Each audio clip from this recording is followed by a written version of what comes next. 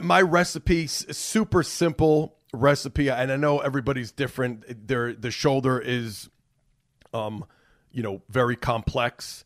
It's the most mobile joint. There's a lot of issues with shoulders, but for the purpose of this podcast and just giving simple, actionable advice that will help most people, I will tell you this: you can't go wrong. Especially, again, I'm gonna call out the guys, because generally speaking, guys' upper bodies are tighter. You have to keep your internal rotators flexible, i.e., stretch your pecs and your lats. Don't neglect the lats. The lats are the lats are internal rotators of your shoulder. They internally rotate your shoulder. So don't just think pecs.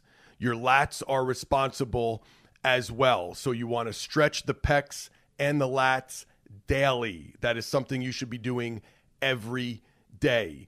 And especially not just from your lifting and probably your overbenching, your life, which for many of us is staring at our phone or staring at a computer all day.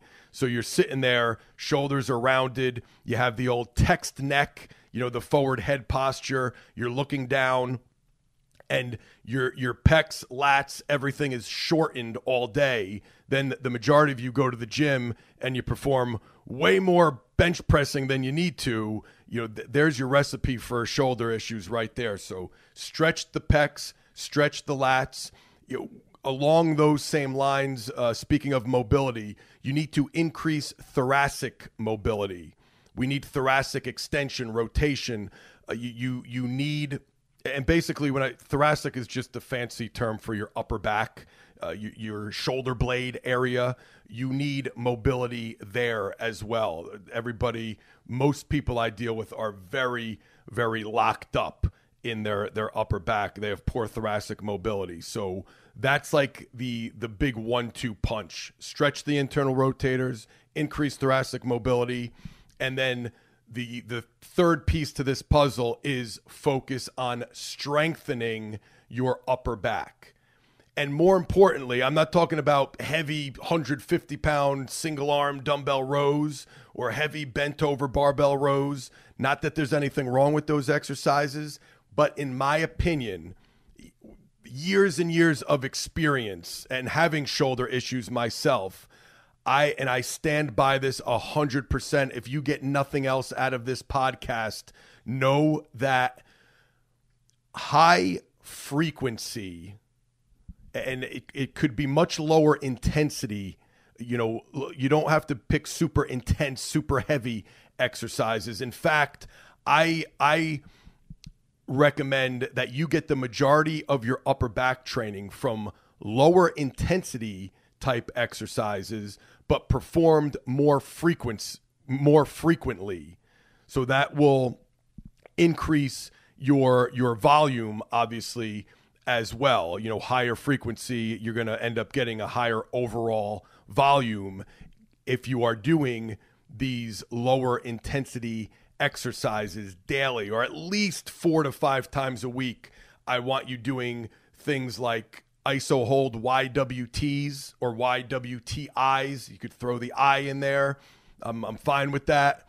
Band pull-aparts, face pulls, either a cable or a band, Blackburns or Y handcuffs. If for those who don't know what a Blackburn is, lay down on the floor, face down, and put your arms in a Y position with your thumbs up, and then slowly bring them behind your back as if you just got arrested and you were getting handcuffed. Squeeze your shoulder blades together and then return to the starting Y position with your thumbs up.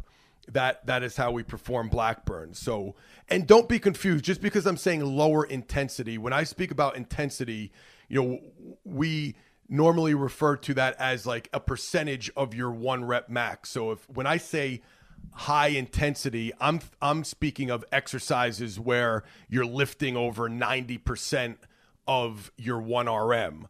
So like a heavy bench press or a 1 RM and a squat would be a high intensity exercise. I'm not speaking about effort, because these they don't require a ton of energy, but they're not easy because most of us have very weak upper backs and poor posture. That's why I think I know these postural muscles of your upper back respond much better to higher volumes, more frequency, and these type of exercises where you know you're working the proper muscles. You almost can't do them wrong. You could go too heavy on a barbell row and get almost no upper back development. You know, just some lower back pain, some forearm strength, and some bicep strength, and no upper back whatsoever. It's pretty tough to cheat an iso hold YWT or, you know, Blackburns, or if you do band pull aparts correctly, you know, those are going to hit those postural muscles, and they respond. Those postural muscles respond better to higher frequency and higher volumes over the course of the week. So I can't recommend that enough.